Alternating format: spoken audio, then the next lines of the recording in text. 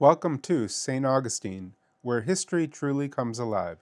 Join me as we embark on a journey through America's oldest city, exploring the rich past and the vibrant culture. From the cobblestone streets to the mighty fort, every corner holds a story. My passion is to see how the interpreters and the items bring the story to life. This is called a concertina. He put a bunch of buttons on either end of a bellow. You push one button, it makes one sound. In this episode, we're starting in the heart of Old Town to soak in the atmosphere. From there, we'll head over to Castillo de San Marco for a thunderous cannon demonstration.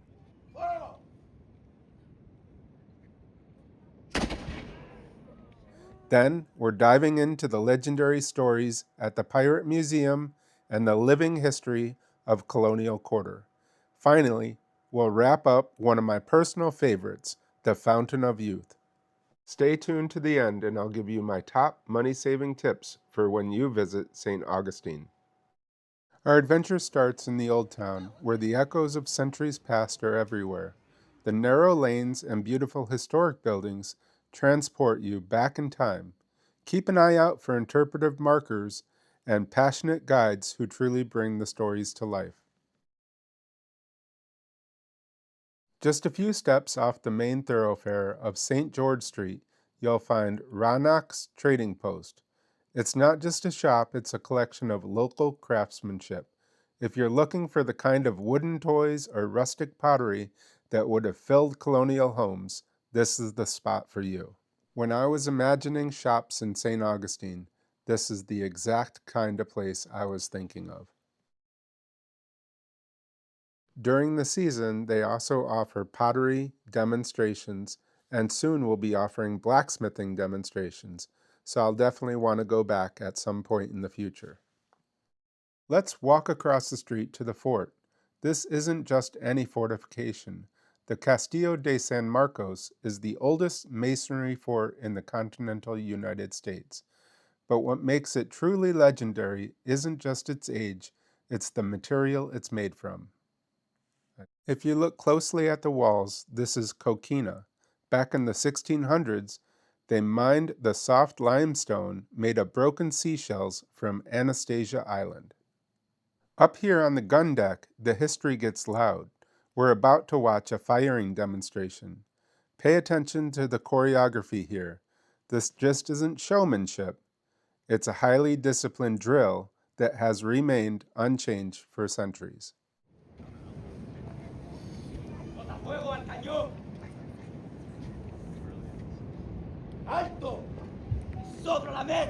Cover your ears, cover your ears.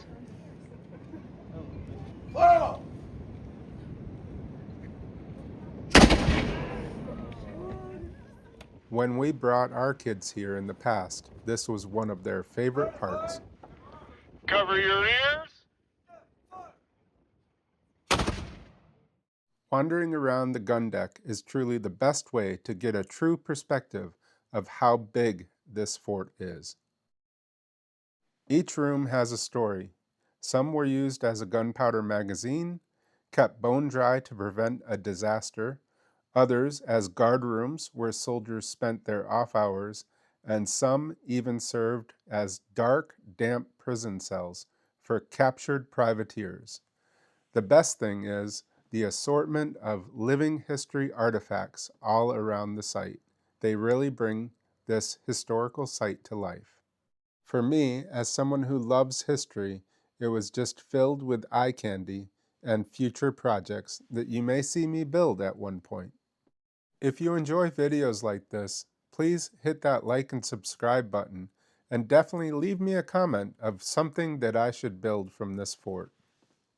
I really feel that this site is perfect for all ages. As I mentioned, my kids came here from the time they were 3 years old and have continued to go throughout their lives and loved this site. Just a quick hop across the street from the Castillo, and we're trading the Spanish military life for the high seas most wanted. We're at St. Augustine Pirate and Treasure Museum. This place is a passion project started by entrepreneur Pat Croce, who moved his massive personal collection here from Key West in 2010. St. Augustine was the perfect new home for it. After all, this city was sacked and plundered by famous pirates like Sir Francis Drake and Robert Searles. It's not just a museum, it's one of the largest collections of authentic pirate artifacts in the entire world. What I love about this stop for our journey is the interactive side. You can try your hand at tying sailor's knots, lift a real gold bar recovered from a 1622 shipwreck, or head below deck for a sound experience that puts you right in the middle of a battle on Blackbeard's ship. I have been to several different pirate museums over the years, and this one has the best displays I've ever seen. And they have a living interpreter guide who really puts all of this into perspective and dispels many of the myths surrounding pirates.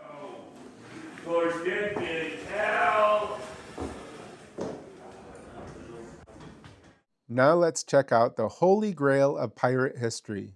You've seen thousands of treasure chests in movies, but in the real world, there is only one. This is the Thomas II treasure chest. This is the only authenticated pirate chest left on Earth.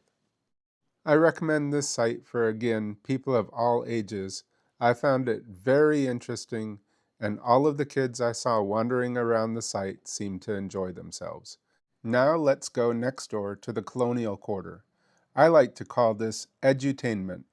This is where the dry facts of history get pushed aside for entertaining interpreters who truly bring the site to life. You aren't just looking at dusty exhibits here. You're engaging with people who have mastered the skill of the 16th, 17th, and 18th centuries. We're going to start by climbing up the 35-foot watchtower. In the mid-1700s, this wasn't just a place for a good photo, it was a survival necessity. This was the eyes of the city. From up here, a Spanish sentry could scan the horizon for the white sails of a British fleet or the dust clouds of an approaching army. In my case, I couldn't wait to reach the top so I could look for my van off in the distance. Fortunately, the stairway and the tower have good railings, so your children can enjoy this amazing view as well. Let's head back down the tower and see what life was like back in the 15th, 16th, 17th, and 18th century. What makes history here move from the page to the pavement are the trades. This site is a working laboratory for the skills that built St. Augustine. Every item you see in these buildings, from the furniture to the footwear, is being maintained or recreated by the people working at these stations today. And again, as someone who loves history, the site was filled with eye candy and future projects. If you see one I should build, definitely let me know in the comments below. You can build the most accurate buildings in the world, but without the right people, they're just empty shells. That's where the entertaining interpreters are the heartbeat of this site. In the morning, time to the cannon and make thunder, time to the cannon and make thunder, time to the cannon and make thunder. Stabby, shooty, and of course, anything to protect you from that sharp, pointy, stabby, and shooty. This is a replica of a Spanish Morion. These helmets normally weigh about 5 pounds. Now, welcome folks to our blacksmithing shop. This is a recreation of an original blacksmithing shop in the 1700s, known as the King's Blacksmithing Shop, and onto the metal. Now beeswax, I'm sure you all are curious. Why beeswax? Well, you see, the metal itself is rather porous, means it's got lots of little holes in it. Water gets in these holes, it starts to rust the metal, so instead we put beeswax on it. Now, of course, you wouldn't want to put too much beeswax on it. This could end up setting the metal on fire. And if it set the metal on fire, could set the whole building on fire. This is actually where we get the phrase, mind your beeswax. It means pay attention to what you're doing, otherwise things could get out of control. Now, there any fire in the hole!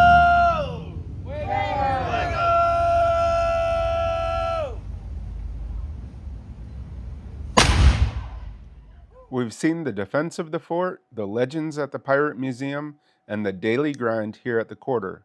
But to really wrap up this journey, we're heading to the spot where it all began. We're going to the Fountain of Youth to see my favorite demonstration of the day, a master at the forge turning raw heat into history. Let's go. While it's named after an elusive legend, this is actually the site of the first Spanish settlement from 1565. It's a 15-acre living history laboratory that bridges the gap between the Native Americans and the arrival of Europe. You can actually drink from the spring that Ponce de Leon reportedly searched for, which is still flowing from the Floridian aquifer today. Before the Spanish landed, this site was a thriving indigenous community. The park features meticulously reconstructed village that serves as a masterclass in early engineering and resourcefulness. One great thing about this site is the number of volunteers and interpreters to help you understand the story behind what you're seeing. And this wouldn't be St. Augustine without another cannon firing. Listo! Come on, guys, here it comes! Viva St. Augustine! Viva! Fuego!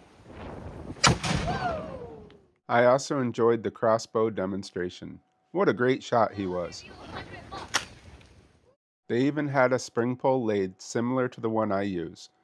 In the boathouse, you'll find a chalupa. Think of this as a 16th century pickup truck. When those massive Spanish galleons sat offshore, these were the rugged utility boats that did the real work. If you've followed the channel for a while, you know I have a deep-seated love for historic trades. There's something about the raw honesty of hand tools and fire that just speaks to me. We're in the blacksmith shop at the Fountain of Youth. In 1565, if you couldn't forge a nail, you couldn't build a house. If you couldn't temper a blade, you couldn't defend the colony. This wasn't a hobby, it was a mechanical heartbeat of survival. You'll notice some locals here look a bit out of place. There are nearly 30 peacocks roaming these grounds. They've been here since the early 1900s. Historically, peacocks were used as guard dogs on large estates and in military camps. Now, they just mostly add a bit of color to the dirt paths, but there is much a part of life here at this site as the blacksmith's fire.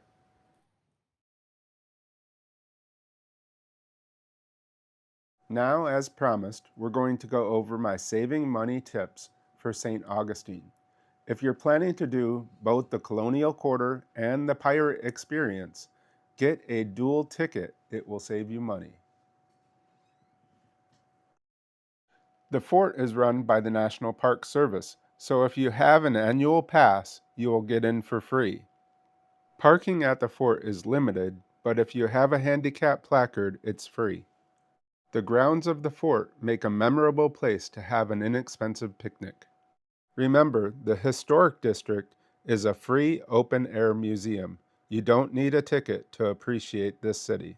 If you enjoyed this look at the life and the trades of St. Augustine, do me a favor, hit that subscribe button, leave a comment about your favorite historic trade, and as always, we'll see you in the next one.